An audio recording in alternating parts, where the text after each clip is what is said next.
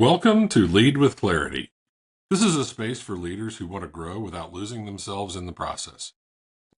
Each episode is a short reflection on leadership, influence, and the inner work that shapes how we show up for others.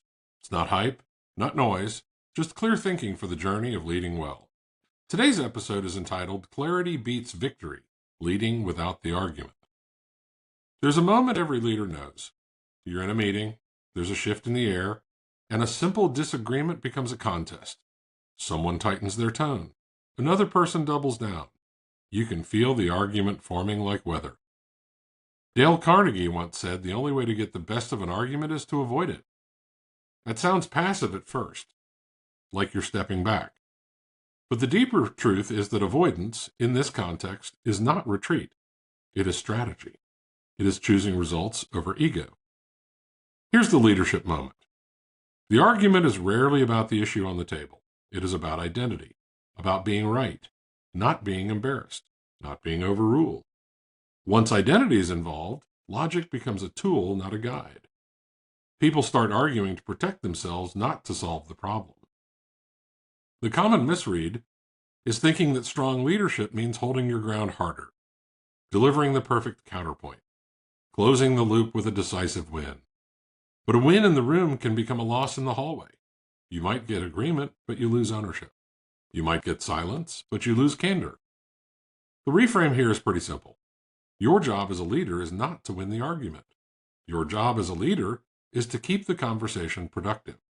Your job as a leader is to protect the relationship while pursuing the truth. That starts with slowing down. Pausing is not weakness. It's control. Then you move from statements to questions. Not questions that corner someone, questions that open the system. What are we trying to protect here? What would success look like for you? What data would change your mind? What risk are you most worried about? And then you do one more thing that changes everything. You state the shared goal out loud.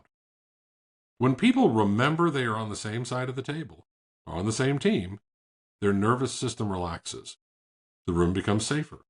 Solutions appear. Avoiding the argument sometimes means taking it offline.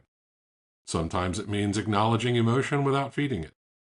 Sometimes it means letting someone have the last word so that the team can move forward with the right decision.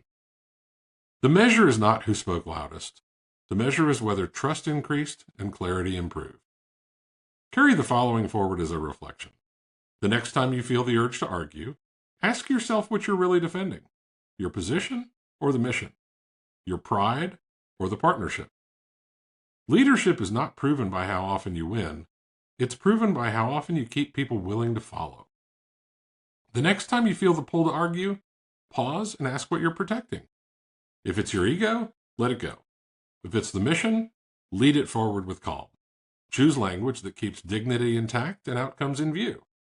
In the end, clarity outlasts victory, and trust outperforms being right.